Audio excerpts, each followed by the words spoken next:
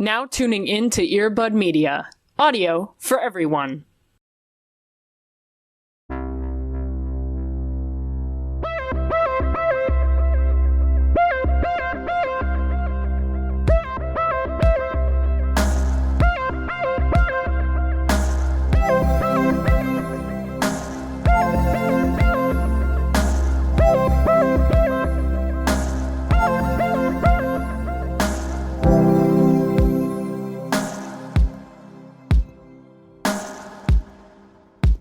It is so tough right now to be talking about, to be in a Twilight podcast, which, hi, welcome to Twilight, to be talking about television from 13 years ago. Yeah. When every cell in my body wants to be talking about current television. I know. It's like, and this period of time in particular, it's like there are 17 shows going on right now that are taking up all of our brain power each week. And it's hard. It's because so much. Right now, the Vampire Diaries is good. There's nothing wrong with it. Sure. But my body, my Audi, wants to talk about new television. And we went through such a drought of not having new TV that it's killing me. That's all. No, that's and that's totally not fair. our thing. Right. That's not us, but I just want you all to know that that's where I'm at right now. Yeah, and we've already brought up most of the shows as our happy things. So, we could go back and be like, let's run it back. Let's do it one more time. I know. We've used our space. It's over. If y'all networks could just spread them out a little bit, that would be ideal for me and my mental health. Because we're going to hit a point in 3 months where we're going to be back to nothing. Yeah. We're going to have no TV again. And what do you want me to do? That's all. I feel like that meme of the dog that has a syringe in its brain and there's a bunch of galaxy colors and stuff. That's how I feel with all the TV happening at the same time. Every day. Yeah. Every day. Yeah. They want me to focus on emails and I cannot. I refuse. Because there's 4 different pieces of television that are in my brain at all times. Mm-hmm. And it's very difficult. But alas, we do end up persisting. Mm-hmm. We're here for you. And we hear for you. We hear for you. That is true. That's a guarantee. That's an Into Twilight guarantee. Always. How are you? Hello, I'm here. I'm living. I'm bringing a frequent guest to the show. A frequent, honorary guest to the show. What I would fucking give, by the way. Yeah. He's got to know. He's got to have opinions, you know? Having worked in comedy for so long, you gotta. Absolutely. I'm bringing very frequent figurehead of Happy Things past, Brennan Lee Mulligan, to the space. Thank you. In that I was recommended this show called Puppet History on my YouTube. And it had Brennan in the thumbnail, or in the title. And I was like, okay, that sounds fun, right? Sure. And I've never been the BuzzFeed Unsolved thing. That was never my thing, love and light. But that was just not the content that I consume. I'm familiar with these dudes. And I was like, let me try it out, right? Puppets are fun. Brennan Lee Mulligan's fun. Scary, fun, yeah. It's scary, right, yeah, I know. I'm realizing now that you do have a thing for puppets. I forgot. I draw the line at Kermit. The Muppets. Sure. Safe. Muppets fair game. Everything else, they do kind of lean into mask territory for me. Sure. I will say this is much more in the Muppet wheelhouse of things. I agree. Which is, it's a fun show. And it's it's a fun little show. I was very impressed. I was just kind of okay, background stuff. And then I was like, wait, this is actually a fun interactive game. And of course, Brennan is locking the fuck in and being Always. I'm taking this seriously like it's Jeopardy. And I'm going to win all these questions about, riots about straw hats and fancy people wearing hats.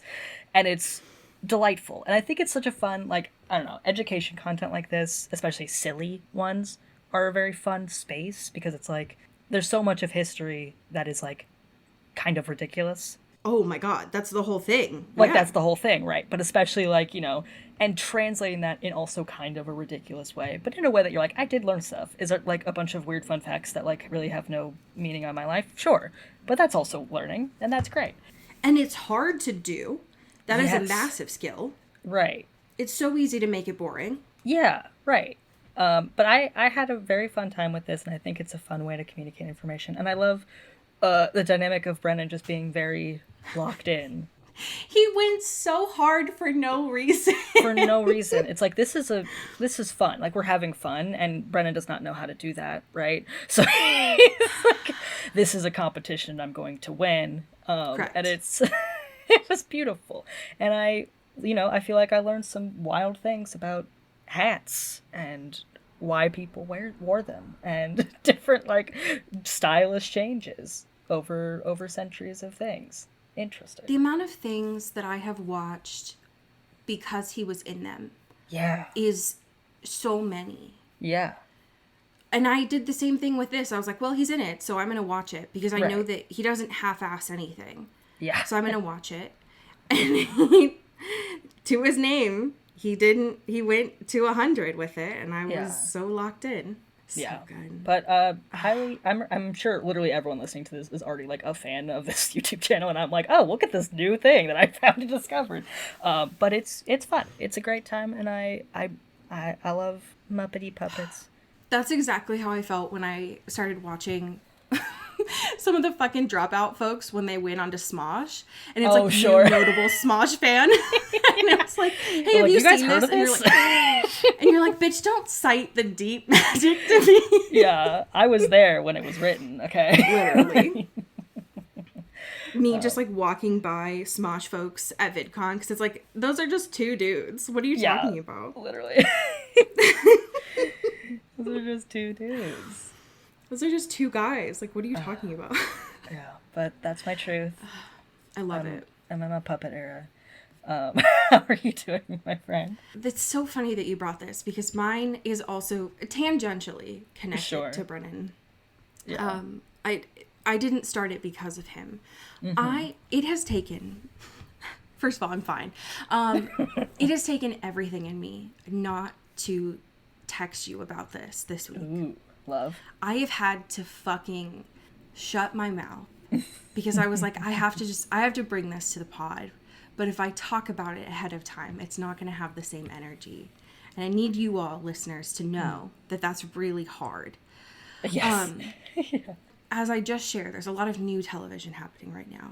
But I wanted to have something on while I was working this week that I could have as background noise, but was something old and I had never seen before. You know, Cody, there's a lot of things that I've never seen before. Yeah.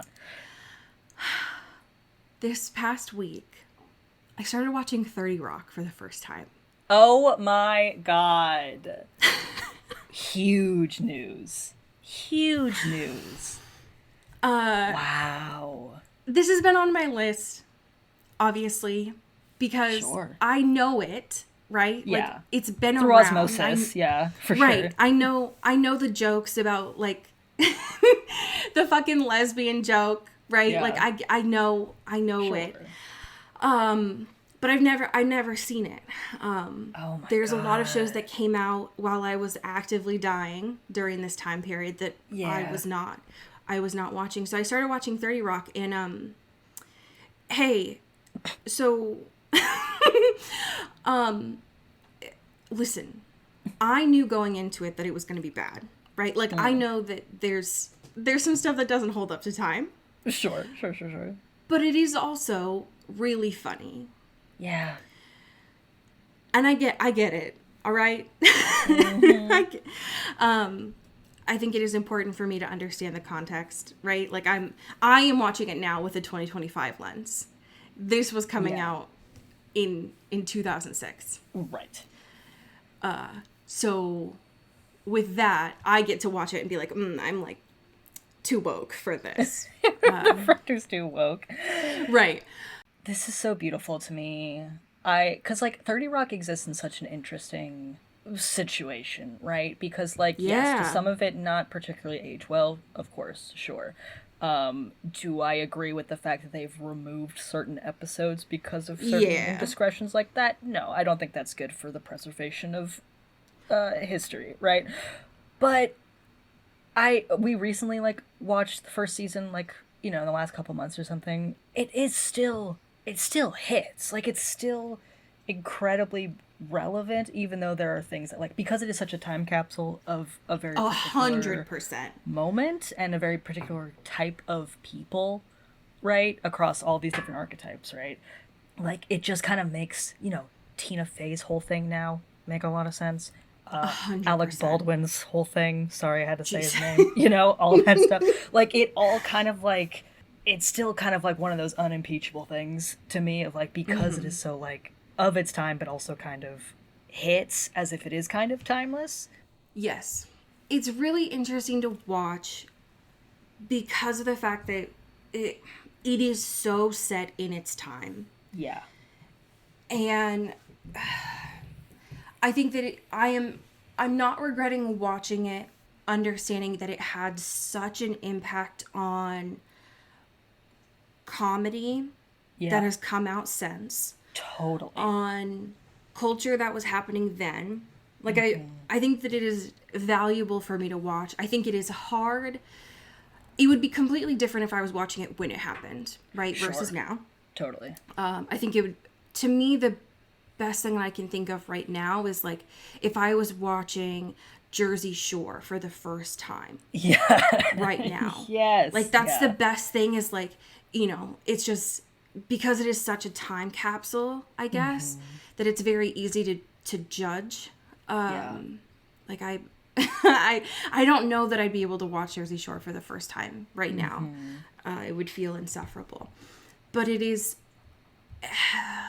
helping me understand as someone who watched SNL really casually then, and has always watched SNL really casually. Sure. But it is wild. I think that is the best way that I can possibly describe it. Yeah. There's I mean, especially when it started, which was 2006, right? I was like just finishing elementary school and going into middle school for the first time. There's so many fucking political references that I just I was not engaged in politics in elementary school to that degree. Yeah. But yeah, it is, I'm not a fan of Tina Fey, and I'm obviously not a fan of Alec Baldwin. Have I been significantly influenced by them throughout a lot of my life? Absolutely. Like, 100%. And so I think it's just wild to connect those dots a lot. Wow. This is so exciting. It is a journey, that is for sure. We have 2 pieces of current events this week. One is taking us back to Robert and his gaggle of voices that this man has. Could you tell us a little bit more about this wild man and his sound box? This wild man. Yeah, we have a Robert Pattinson accent corner. Pew pew pew pew. Welcome back to our now official segment, I suppose. Because soundboard. Yeah, and we've discussed all of his voices, but particularly his Mickey 17 voice in recent times. The last time we talked about it, it was because he sounded like he was doing like a Beavis and Butthead kind of thing. Which is great, right? But a new thing that has come out, thanks to Variety and Elise Schaefer, thank you, Elise, is that he realized that sort of accidentally he tapped into our man, Steve Buscemi, in Fargo for his voice. I mean, first of all, dream blunt rotation. Yeah, oh my god. I need these 2 in a room immediately. Yeah. But also, Rob, have you seen all of Fargo? What are you watching? I need to know. Yeah. This man is an enigma. And I love this so desperately. Yeah. The voices that we have gotten in the last couple of years, Do I want him on a screen? Always and forever. Of course. Can I imagine that he does end up doing voice acting just so that he never has to be on a red carpet? 100%. Yeah. I love this. I love Steve Buscemi. Oh yeah. I think my that father, this is a great. for sure. This is a yeah. This is my dad. Rob always has given off like, how do you do, fellow kids? So this feels natural to me, 100%. Absolutely, and especially like I think Robert in his dad era, right?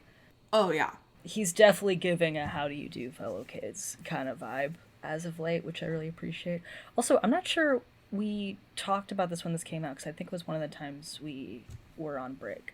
But I also was looking up two of the other voices that he was kind of saying, and I forgot about the whole Steve-O thing. Oh my god. Of how he was like, he wanted it to be more of a Steve-O thing, and then Bong Joon-ho was like, please don't.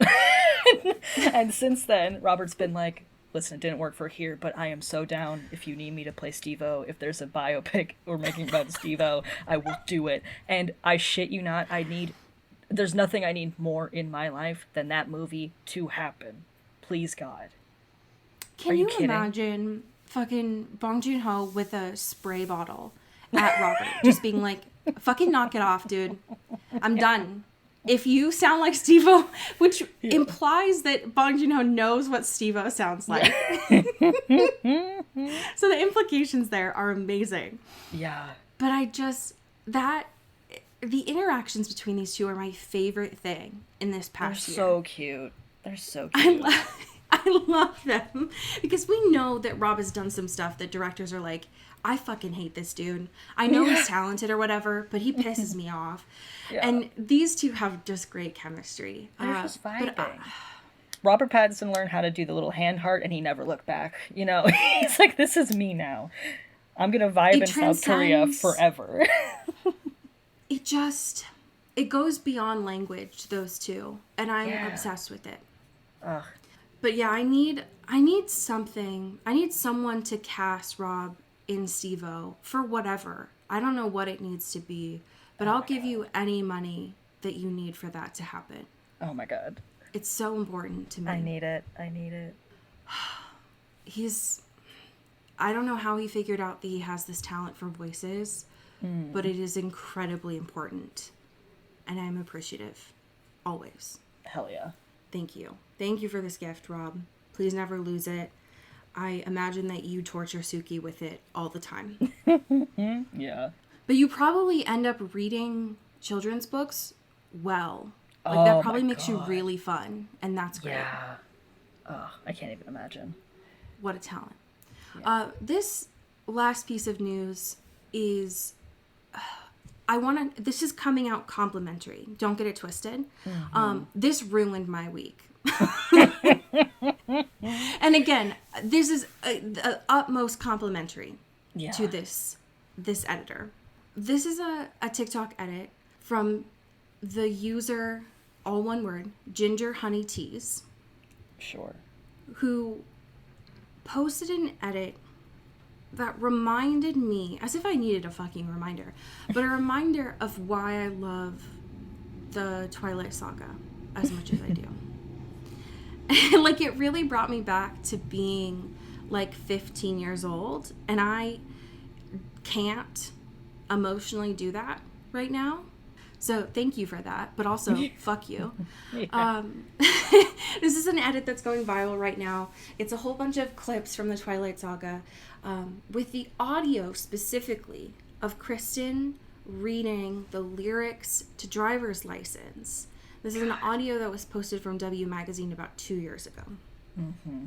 A couple of things to this. One, TikTok editors, I can tell that you grew up on Tumblr, so thank you for your service. It is not unnoticed to me. Second thing, quite a few of the comments, because this was posted about 2 days ago when we were recording this. A couple of the comments were like, damn, this is really what AI is for. I need you all to go to timeout. Okay? Yeah, how dare you? I appreciate some discernment when looking at any sort of edit.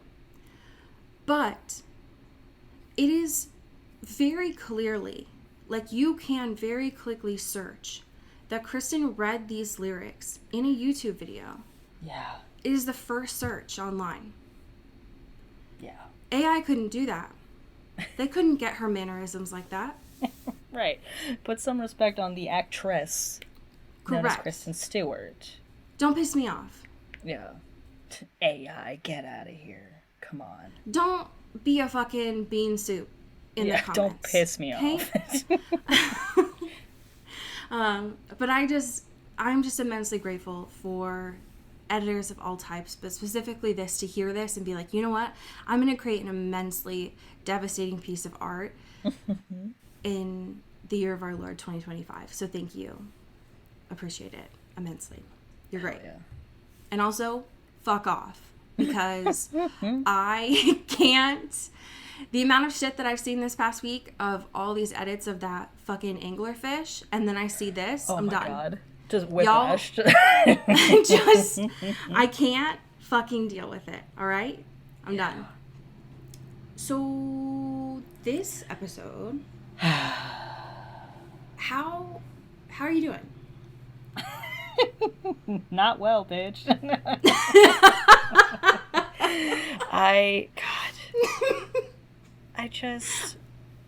Nobody can get a win. And I know we know this. Listen. But it sucks to have it. It's the 5th episode of the season. Can we get a win? Yeah. I'm like, I not even like a filler or anything. I just want a little levity. Just a little. Just can we put our feet off the gas for 1 second? Just one goddamn moment. I mean, if only we got a win in the sense that we didn't get any fuck-ass wigs this episode. That is true. Yes, you're right. We should count our blessings in that regard. That is true. We also did get a really good Damon line reading where he's like, is that where you've been all morning, buying bossy pants? That was really good. I love that one. That was huge for me. Get his ass. The whiplash this episode from having Elena literally saying, I want to... Okay.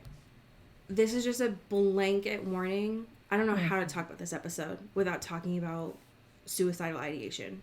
Yeah, Elena. it's kind of all throughout here, unfortunately. So, love y'all. I can't not talk about that right now. So, love y'all. Talk to you soon. The whiplash happening from Elena being like, I literally want to kill myself. The only thing keeping me here is my fucking brother. Right. To the Samsung plugs was haunting. It is realistic to be a senior in high school and be like, I can't do this. Right. Everything sucks here. Also, look at my new phone. I have a 2-year contract on it. Right. So it is realistic. Yeah, it is true to life for sure. Yeah, so I did respect that. The problem is no one came out of this episode doing well. No, everyone is so down, astronomical. Yeah. They're on life support right now. It fucking sucks. The only one maybe is April. Maybe sure. Haley. Yeah, April came out of this with a bracelet, and that's great. Right. That poor girl, like, she's just caught up in all this because she's kind of tangentially friends with some of these people. And it's like, damn it, now I gotta be a hostage. And people are talking about vampires. I don't know what's going on. And now these two dudes are like, hey, this is definitely your bracelet. And she's like, this is not my bracelet. And they're like, you should wear it all the time, though. Don't ask why. And she's like, okay. Like, sure. Matt, in the most monotone voice I've ever heard, saying, yeah, that looks really cool.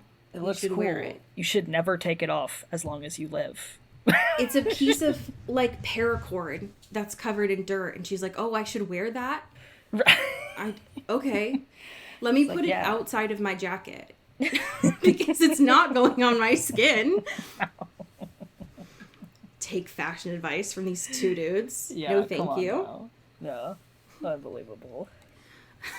I felt so bad for her. I know that we had talked about this last week when we looked at the photo of like maybe it's a killer in the gym situation, and we kind of got that. Yeah.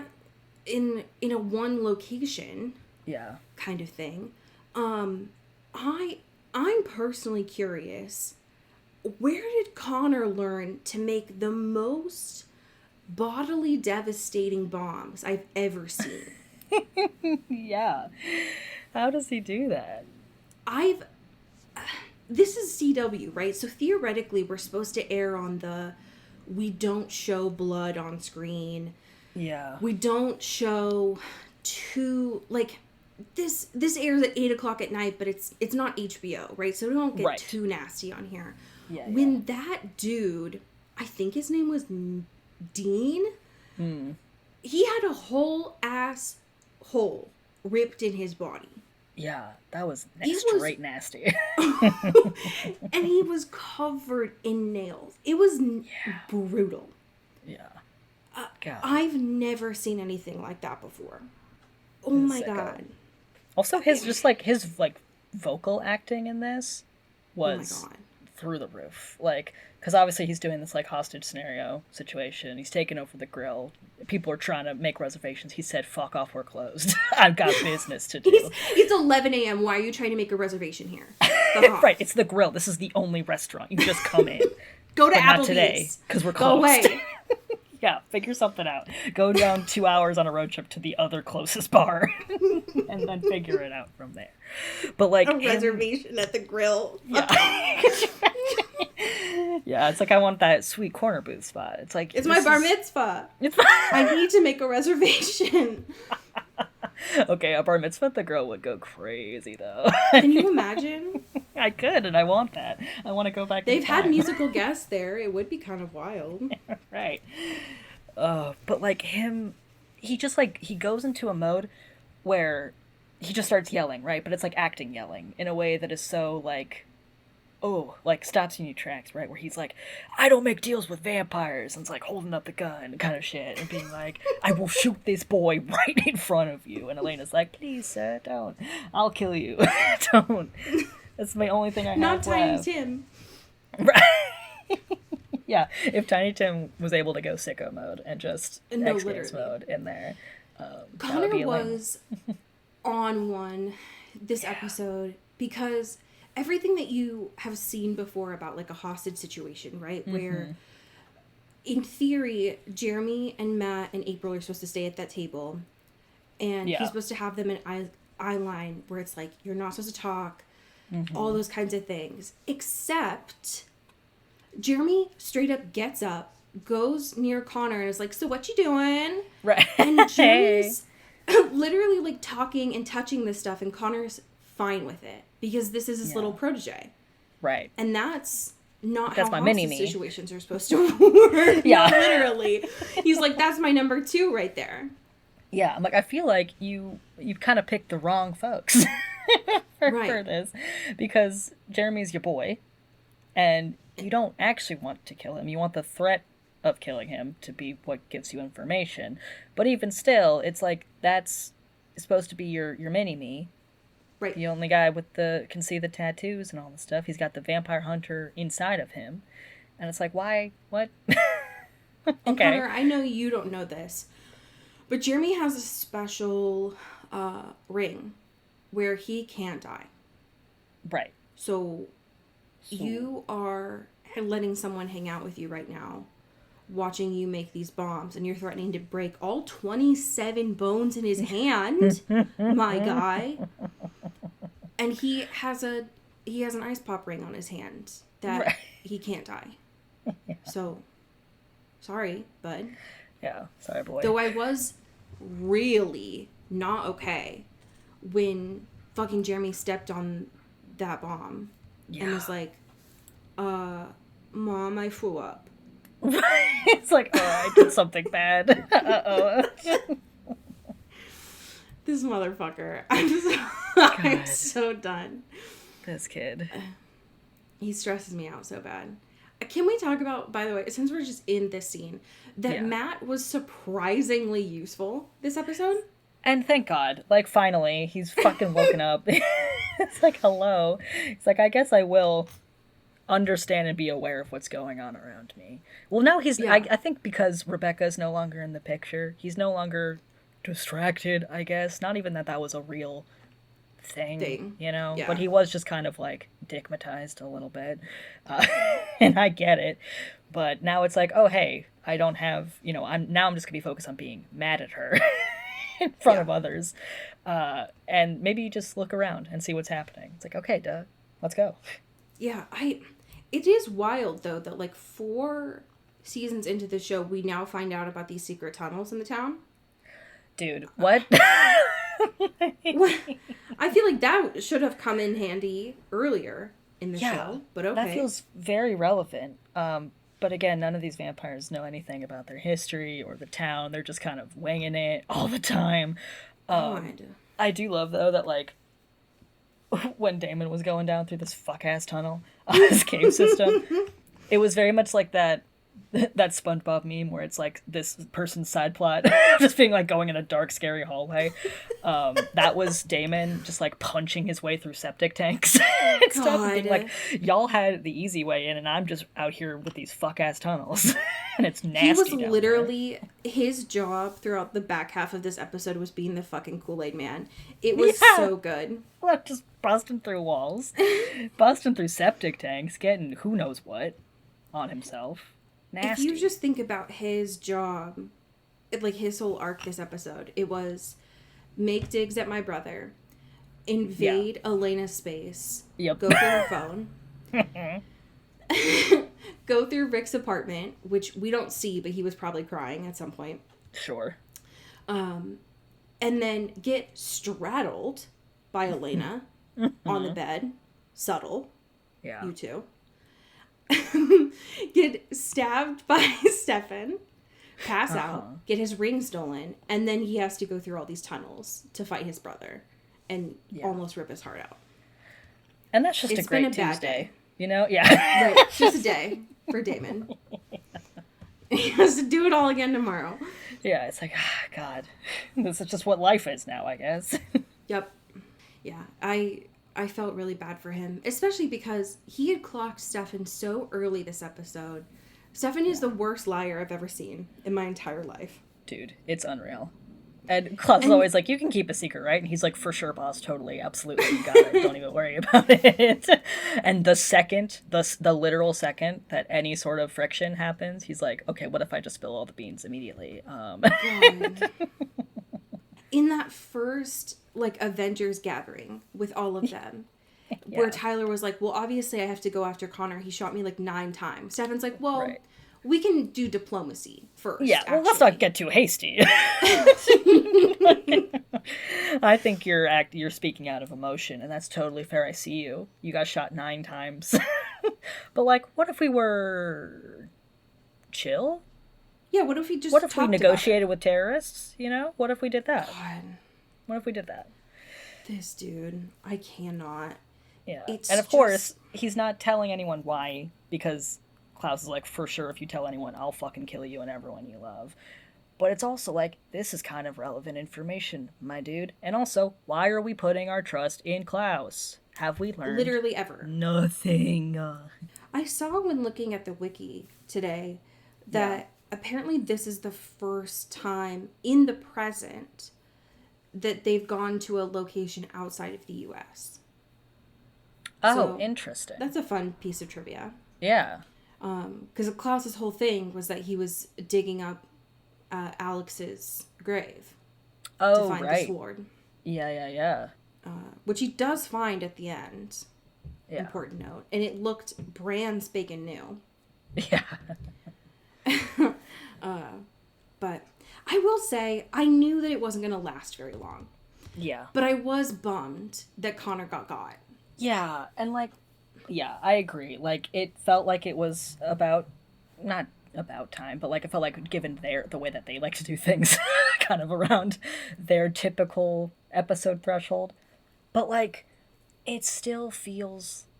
And I get it's interesting of, like, now what is left is kind of the more compelling thing, rather than the active threat of Connor.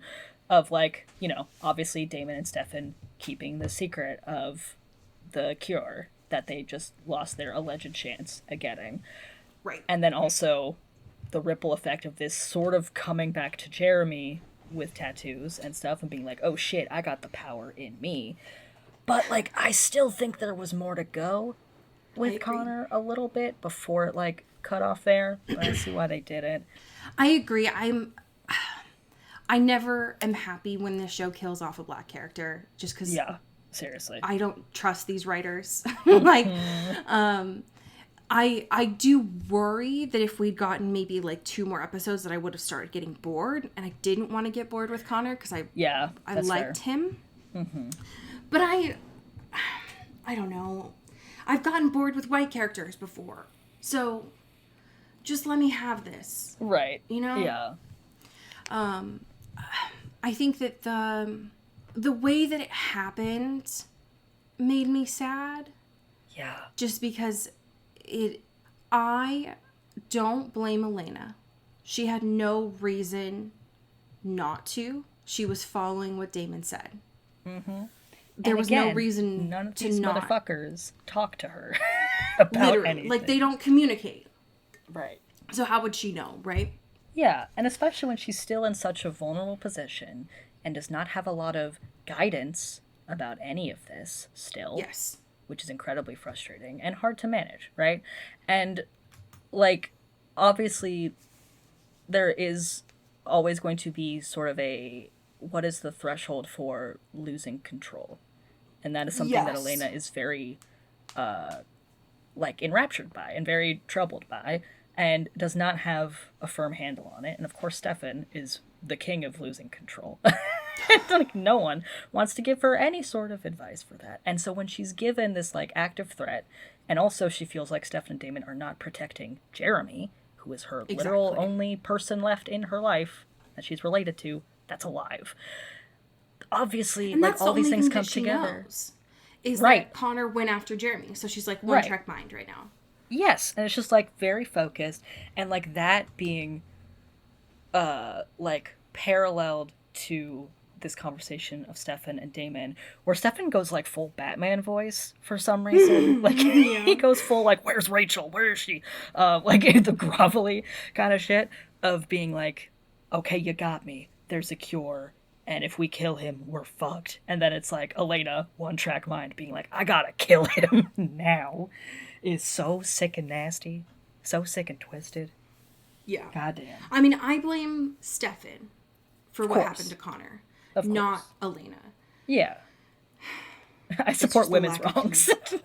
Always. Yeah. It is 100% a lack of communication that led to Connor there. And that is annoying. I think that it was very interesting in that moment, though, that Damon was like, oh yeah, and by the way, I think Elena's fine either way. She wouldn't need to be human. Yeah. And I think it's weird that you want her to be human again. That was so and then he just diabolical. Toss. Walks away. He's like, what I'm hearing is you don't think she's sexy as a vampire, and what I'm telling you is, like, she's sexy either way. And that's kind of like a you problem. That you don't see that. So sorry I'm built different. Sorry you're a pussy. That's my girl. Sorry. I loved the moment. I mean, it was obviously, like, fucking heartbreaking. But to watch Elena just absolutely sobbing, trying to, like, dig that grave. And being like, don't even fucking talk to me right now. Don't help me. I need to dig this grave. Yeah. It was very her collecting all of the stuff from Rick's like closet and stuff in the classroom, being like, don't fucking I gotta do this. I gotta handle this. Nobody say anything to me. I cannot process a single emotion right now. I love her. I feel so bad for I'm I'm curious now because Jeremy was already on edge this episode. Honestly, less about being held hostage and more so about the fact that he had been compelled to forget. Yeah. I don't think that he's going to tell anyone about the tattoos. Yeah, I don't think so. Because if there's one thing we know about Jeremy, he's going to go through a supernatural occurrence and just kind of keep it on the TL until it becomes catatonic in nature. And that sucks too of like, this boy has just been fucked so many times of like things being thrusted supernaturally against his will, being compelled against his will. And the fact that this is like now a recurring theme, or continues to be a recurring theme, of him just like losing a whole day, right? Like that sucks. And knowing that and being like, fuck, like I have no agency in this, and things just keep happening to me and around me and because of me, and I'm just gonna bite my tongue. And like, if I'm getting cool tattoos that only I can see, that's nobody's business but my own. And I'll figure it out later. Speaking of agency, I hoped that Caroline would lose it this episode. Yeah. And I still don't know that I trust that nothing happened between Haley and Tyler. Yeah. It feels mighty convenient that it's just sired people that need to be non-sired now. But sure, whatever, I guess. Yeah. It feels suspicious and convenient of like, because he's still, even when he had that phone call with Klaus and he was like, guys, don't even worry. I'm like not controlled by him anymore. I'm totally different. I can stand up to him. Fuck that guy. And he gets the phone and Klaus is immediately like, well, I know your shit. And he's like, got it. Okay, so never mind what I said. Don't worry about it. And everyone's like, what the fuck, dude? You spineless bitch. Like, what did he say to you? Like, the fact that he's still, like, holding this over his head, it obviously means that, like, even if nothing, like, physical happened, I cannot.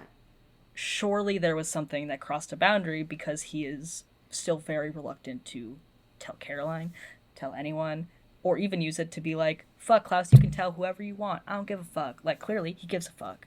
So, like, what happened, Tyler? And he still lied by omission. Yes. Because Ty, whoever the fuck Ty is, had Haley at his house and didn't tell Caroline. Yeah. So, fuck him. I'm annoyed with him. Yeah. That meetup, though, between Haley and Caroline, though, oof. Oof. Caroline, you don't need Tyler. Yeah. Yeah, the tension was great. And her just being like, sorry, I don't really do, like, high school drama, like, whatever. It's like, did you fuck my boyfriend or not? Like, what is, can you just, I hate it. Yeah, this isn't drama. I just want to know. I'm asking for clarification. Like, what is your vibe? I've never heard of you in my life, and you've been staying here for multiple days, in which I was not privy to. Interesting. Curious. Interesting. You seem fake. I don't like it. My biggest gripe this whole episode, I cannot deal with this fucking professor. It makes me so mad. Mad. Get a job. Stay away Literally stay away from her. Literally. Go back to your fucking classroom and do your job. Why are you indoctrinating this young woman with your fucking witch obsession? Grow up. Aren't you concerned about getting tenure or something? Go away. Yeah, come on now. What's happening here? And why are we hypnotizing her? No, literally. No, hello? Literally. I wanted to rip my hair out. Nasty shit. And him being like, I know more about witches than you do. Like, I can help you unlock the secret codes and the cheat codes. Like, you know, those witches are telling you can't do this and they're big mad at you, but like, I'm built different and I can help you for sure. And it's like, I wouldn't fuck with them like that. You know what I mean? That doesn't seem great. Cannot deal with this dude. Because he straight up said before, and he might be lying, but he did straight up say that he's not a witch. He's just a guy. He's just a big fan. So what do you mean that you're comfortable going up against this ancestral line of witches, my guy? What? Right. Like, I don't believe you have that dog in you. I'm sorry. No. That seems like a very tough fight that you would probably not win, my guy. The fact, when they pulled out the hypnosis thing, I was so ready to crawl through my screen and fucking rip this dude apart by shreds. Yeah. Bonnie, I know that you need a mentor so bad. Not this guy. Yeah. Not this guy. He gave you drugs. Yeah. He gave you drugs. He gave you drugs. He's an adult man hanging out First with of all, teenagers. he's an adult man. Adult man giving drugs to a teenage girl. Alone? Yeah. Mm-mm. Help. SOS. Send the smoke signals. What's going on? This is what the DARE program was about. Yeah. Yeah. Just say no, Bonnie, please. I know your self-worth and everything is at an all-time low, and I get that. I feel you for sure. You've lost your grandmother multiple times now at this point. I get it. You're in a dark place, whatever. But, like, maybe. Also, I wouldn't trust this white man about witch stuff. You know? No, literally. Never. I don't think that's helpful. I fear get out of here. I fear that his office smells like patchouli. Bonnie, you gotta go. Yeah, you gotta go. The candle scene was cute, but go, run, please, God. Yeah, God. Also, just only a Bonnie sidebar, but like then Damon called her the Wicked Witch of the West. I can't. I think Bonnie should be allowed to kill them all with hammers. I think. Why is she still friends with these people? They do not respect her. They're only like, oh, finally we have something that we need from you. Can you do witch stuff? And it's like, fuck out of here. You guys are not her friends. She's going through stuff. You guys don't know that she is unsupervised with an adult man. Like, yeah, what? Hello. We're gonna do this Samsung plug, right? Multiple times throughout this episode. And we're not going to have some kind of Find My Friends feature on Bonnie right now. Right. We just put a chip on her or something. Give her a look. It's like, hey, Bonnie hasn't answered her calls in multiple days. That's weird. Does anyone think that? No. What the fuck is wrong with you guys? It's so wild for Damon to say that. And he constantly makes dogs at her, knowing that he still is scared of stepping foot into that house. Because her ancestors will willingly rip the shit out of him. Yeah. With pleasure. For good reason. Yeah. Yeah. I can't. I want her to just kill them all. That's all. Yeah. And they cast a great guy for this, right? Like, yeah, for the guy who's playing, I think his name is Atticus, the professor. He's got the whole, like, scruff and the eyes. Yeah. But that is bad. That's... I can't... It's very Pretty Little Liars teacher guy. Yes. Energy. Yes. Yeah. Oh, I hate it. We need a Holly Marie Combs role to be like, she's literally a child. Go away. When we saw that photo of the killer thing, I fully thought that it was going to happen like mid-episode. Yeah. And not the end. When Elena was fully self-sabotaging. Yeah. So that's a bummer that she's doing that to herself. And I feel bad. Yeah. Listen, I'm glad she's journaling, getting her feelings out on paper. God. But I am nervous. I'm a little nervy about the hallucinations. And also the way the blood was going was so nasty of like, it was like laid out like breadcrumbs, right? I'm just like following it into this horrific looking bathroom where she like actually slips because there's so much blood everywhere. Hate that. The fake blood budget this season has been upped in a way that is causing me distress. Right. And I mean, compliments to them, I guess, but also I hate it a lot. And I'm nervous because, one, I hate it when they do the diary stuff, especially when it just goes back and forth to Elena and Stefan. It's so nasty. It's so bad. Also, the fact that Damon revealed that, I guess, Stefan has his journal locked away against 6 different locks, like combination locks. It's more than and the Damon house. still was like, I'm going to brute force this to read it because I am a messy bitch who lives for drama, but it was wildly inconvenient to do so. He'd already been on a roll that day, right? So he might as well just keep up with the adrenaline. Yeah. It's just, that is more security than anything else in that house. And I find that interesting, Stefan. Yeah.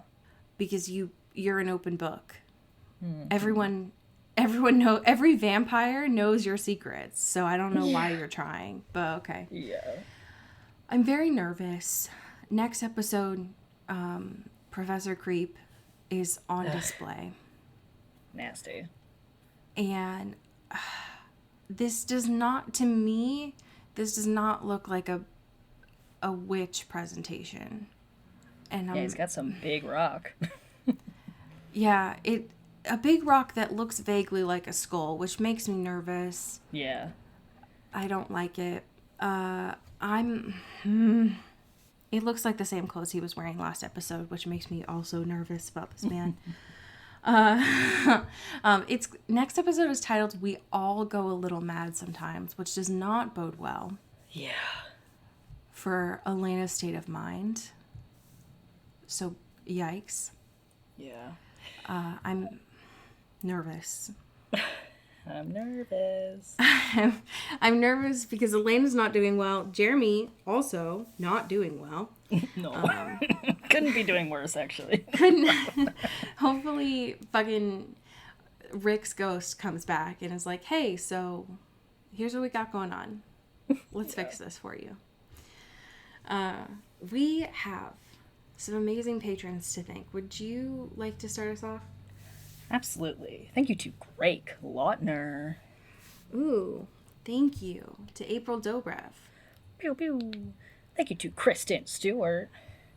Ooh, thank you to Callista Lockwood. Ow. Thank you to Sean Salvatore. Ooh, thank you to Megan Pattinson. Pew pew. Thank you to Katya Karp. Ooh, thank you to Genevieve Morgan. Ooh. Thank you to Danielle Burke. Ooh, thank you to Janae Bennett. Ow. Thank you to Sophia Salinger. Ooh, thank you to Dion Zeklos. Ow. Thank you to Emily O'Zara. Ooh, and last but certainly not least, thank you to Jaylene Ivashkov. Pew pew pew. I have a fan fiction for you that is by the author Not Ladylike. It is titled Valley of the Dolls, and the summary is Elena has a murder wall. The women on it all look like her. Oh, gosh. And this is from chapter 1. Elena calls it her murder wall, but that's overselling it. It's really just a corkboard on the back of her closet door with a handful of index cards pinned to it. The majority of her research is in carefully labeled shoeboxes under her bed, her many file cabinets, or in the thousands of articles and photos painstakingly saved to her laptop. Honestly, though, murder wall sounds more professional, legitimate than closet door corkboard. Now that she talks about it a lot, of course, there are a few people that she trusts, but she's learned the hard way that talking about her little hyperfixation, obsession, hobby casually has given people looks that she can only interpret as them thinking she needs a psych evaluation. Maybe she does. It's been over 7 years, and she's no closer to losing interest or being done. But how can she stop? All of the names on her murder wall are women who look like her. Not just a "you could be sisters" resemblance. They all look exactly like her. And every single one died before the age of 25. Until her. Alana turned 25 10 days ago. End scene. Oof. Okay. So, just like subtle research, really chill. Yeah. Really normal stuff that's going on for Elena. But honestly, right now, she does kind of need a project. Yeah. So maybe... Yeah, she does need to get really invested in something, I think.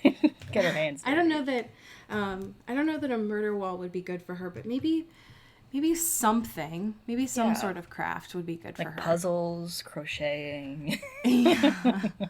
Saving her friend from an old man, that would be good. Yeah. Something like that. Well, friends, tell your friends about the show. We have a exciting bonus episode coming out this coming week. Do you want to tell them what we're going to be watching? Absolutely. We are going to be watching, finally, Nosferatu by friend of the pod, Robert Eggers. And I am excited. I'm also excited. Tell your friends. Our Patreon folks get to hear that, which I'm looking forward to. And as we say here in the Pacific Northwest, get bit. Ooh. Ow. Into the Twilight is an Earbud Media production. You can follow us on Twitter at Into the Twilight or on TikTok at Into the Twilight Show. You can find me at Cody Corral on Twitter and Allie at Alexandria Does. And you can support us on Patreon at patreon.com/Into the Twilight. We have merch, so much stuff. All those links are in the episode description. And make sure to rate and review us on your favorite podcast hosting platform. It really helps the show. Thanks. Bye. You've been listening to Earbud Media Production. Earbud Media, audio for everyone.